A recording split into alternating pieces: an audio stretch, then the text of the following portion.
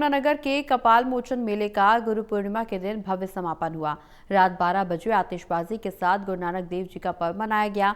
5 दिन चले इस मेले में देश भर से लाखों श्रद्धालुओं ने पहुंचकर गौ बच्चा घाट, रणमोचन और सूरजकुंड सरोवर में आस्था की डुबकी लगाई। श्रद्धालुओं ने बताया कि वो कई सालों से यहाँ आ रहे हैं और हर बार उनकी मन्नतें पूरी होती हैं। प्रशासन के अनुसार इस बार करीब 8 से 10 लाख श्रद्धालुओं ने मेले में हिस्सा लिया है।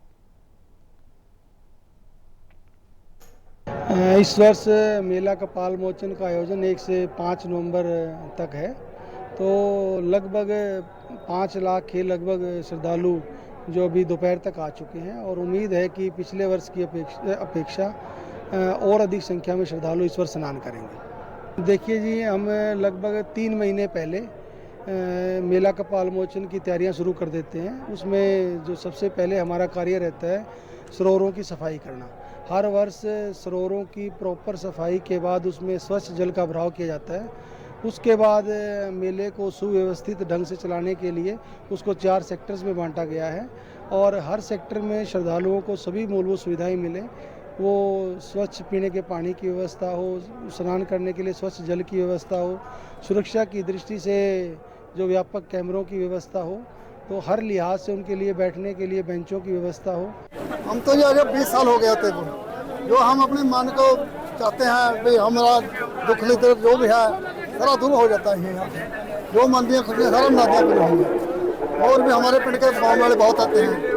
हमारे को तो 20 साल हो गए आते हैं, लगातार आते हैं। तो मन्नतें सारी पूरी होती है। जब हम जो भी करा है हमारा सारा सालों साल में पूरी हो। जो इनकी सुख कर गया है वो अगले साल में हमारा पूरी हो गया, वो भी दे के जाता है। हमारे बहू था बाहर को नहीं था मानता उसका, वो हमने सुख लिया, उसे साल हमारे 2 महीने में भरा काम। मैं यहाँ 65 साल हो गए। मेरी माता मेरे को, मैं 17 साल का था जब यहाँ आने लगा। तो हम वहाँ जगाधरी से पैदल आया करते, एक तांगा लिया करते, एक तांगे में आदमी हमारा सामान रखा करते। उस टाइम जंगल था, कोई चीज़ नहीं थी, कच्चे तालाब थे, कच्चियाँ रोड थी। तो यहाँ आया करते, हमारी मनोकामना पूरी होया करती।